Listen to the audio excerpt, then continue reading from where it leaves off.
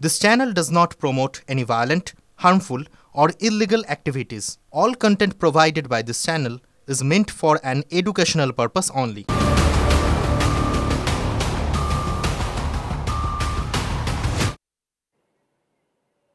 আর এইবার আবারও আরজি করের ছবি আপনাদের দেখাবো, কারণ গত কয়েকদিন ধরে আমাদের আরজি করের দিকেই শুধুমাত্র নজর ছিল। আর গতকাল তাণ্ডব হুলস্থুল ছিল প্রতিবাদের মিছিল, এবং সেখানে রাত দখলের ডাক দিয়েছিলেন সাধারণ মানুষের স্বতঃস্ফূর্ত প্রতিবাদ ছিল। পথে নেমে তিলোত্তমার পথে নেমে প্রতিবাদ ছিল, কিন্তু তারপর সেই রাত তাণ্ডবের রাতে পরিণত হলো।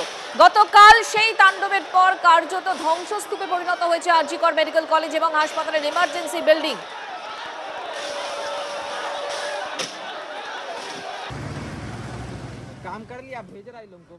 গতকাল অনেকেই ভয় পেয়ে গিয়েছিলেন, নার্সিং স্টাফ তারাও ভয় পেয়ে গিয়েছিলেন একই রকম ভাবে, বা ওর ভেতরে যারা ছিলেন তারা কোথায় আশ্রয় নিয়েছিলেন, কি ভাবছিলেন, কি করছিলেন, কি তাদের অভিজ্ঞতা, সবটাই জানবো। সৌরভ দত্ত আমার সহকর্মী এই মুহূর্তে সরাসরি রয়েছেন। সৌরভ,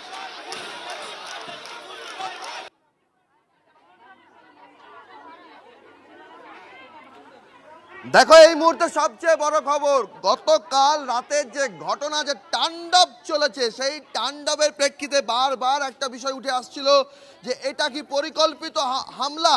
কোশ্চেন মার্ক ছিল, সেই কোশ্চেন মার্ক তুলে দিয়েছেন আরজি কর মেডিকেল কলেজের নার্সিং সুপার।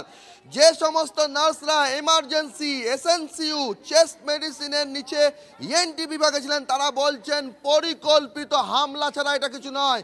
নার্সিং সুপার অনকোর্ট জানিয়ে দিয়েছেন এটা পরিকল্পিত হামলায়। এমনকি তাদেরকে হুমকি দেওয়া হয়েছে যে আজ রাতে, কালকে তারা দেখে গিয়েছেন, ভালো করে নিরীক্ষণ করে গিয়েছেন কোথায় কি আছে, আজ রাতে আবার হামলা হবে সেই সমস্ত জায়গায়, এবং তারই জন্য আজ এখানে আন্দোলনে অধ্যক্ষের ঘরের সামনে বিক্ষোভ অবস্থানে বসেছেন নার্সিং যারা রয়েছেন, এখানকার কর্মরত যারা নার্স রয়েছেন, তাদের বক্তব্য হচ্ছে যে মেয়েরা রাতে দখল নিক, এটা চায় না, আর যারা চায় না তারাই হামলা চালিয়েছে। কি বলবেন কালকের ঘটনা সম্পর্কে, কি বক্তব্য? যারা ডিউটি করেছে বলতে পারবে, আমি কাল ছিলাম না। আপনাদের কি বক্তব্য? কিসের কি সিকিউরিটি নিয়ে কি বলবেন? সিকিউরিটি আমাদের ভীষণ দরকার, যেটা একদম নেই, একদম নেই। আমাদের শুধু ইউনিফর্মটাই সিকিউরিটি।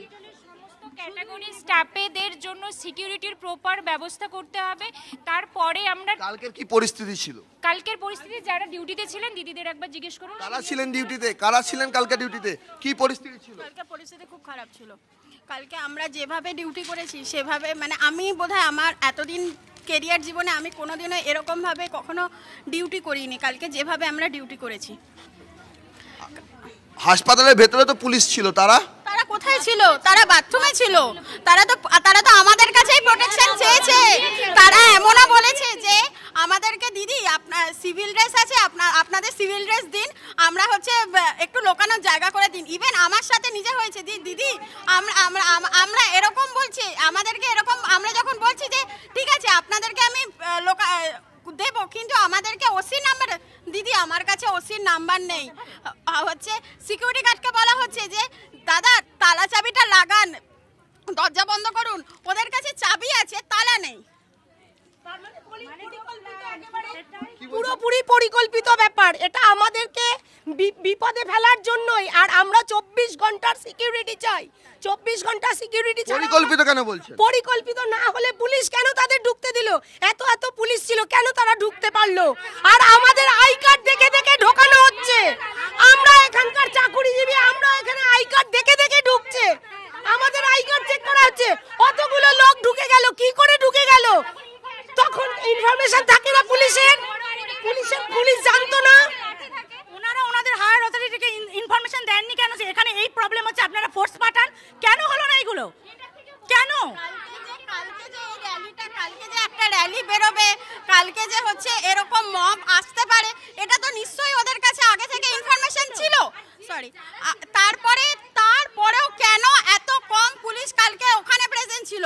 কালকে কেন ছিল না এক্সট্রা পুলিশ? কালকে যখন আমরা যখন বলছি আমাদেরকে নিরাপত্তা দিন, তখন ওরা বলছে আমাদেরকে নিরাপত্তা দিন, আপনারা ভগবানের ভগবানের ওপর ভরসা করুন।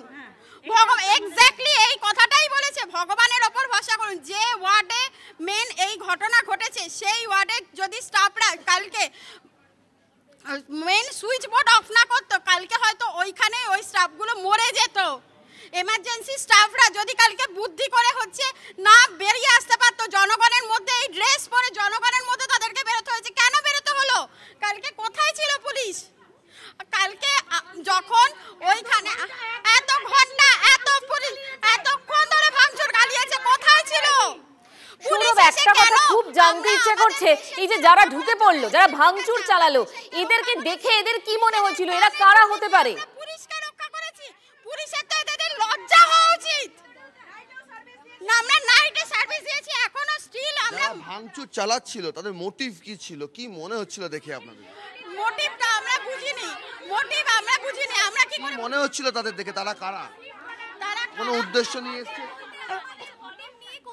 কোনো উদ্দেশ্য নিয়ে এসেছে? আমরা সে কথা বলতে পারবো না, আমরাও সাধারণ মানুষ, ডিউটি করছি এখানে। আমাদের কর্তৃপক্ষের কাছে এটাই শুধু দাবি, ওনারা আশ্বস্ত করুক, ওনারা আমাদের সিকিউরিটির দায়িত্ব নিক, আমরা শান্তিপূর্ণভাবে ডিউটি করতে চাই। এসএনসিউ বিভাগে কারা গিয়েছিলেন? এসএনসিউ বিভাগেও ঢুকে পড়েছিল?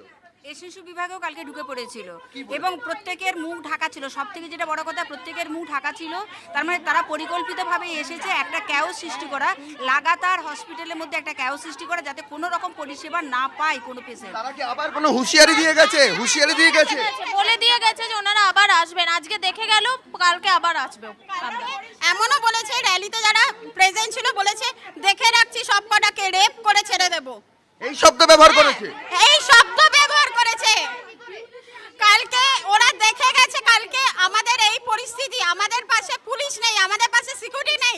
আজ যে আমাদের নাইট ডিউটিতে আসার পরে কালকে ওরা একটা মব এসেছিল, আজ যে ওরা লরি করে আরো একটা মব আসবে না, তার কি সিকিউরিটি আমাকে দেবে? আমার কর্তৃপক্ষ কোন সিকিউরিটি আমাকে দেবে? আপনারা এখানে কেন বসে রয়েছেন? আমরা সিকিউরিটি চাই, আমরা সুস্থভাবে ডিউটি করতে চাই। বেসৌরভ, নিরাপত্তাহীনতায় ভুগছেন আরজি করের এই মুহূর্তে নার্সিং স্টাফরা, যারা গতকাল ডিউটিতে ছিলেন, কর্তব্য করছিলেন, তারা ভয় পেয়ে রয়েছেন। তারা বলছেন তাদের সুরক্ষা দিক কর্তৃপক্ষ, তাদের নিরাপত্তার ব্যবস্থা করুক কর্তৃপক্ষ।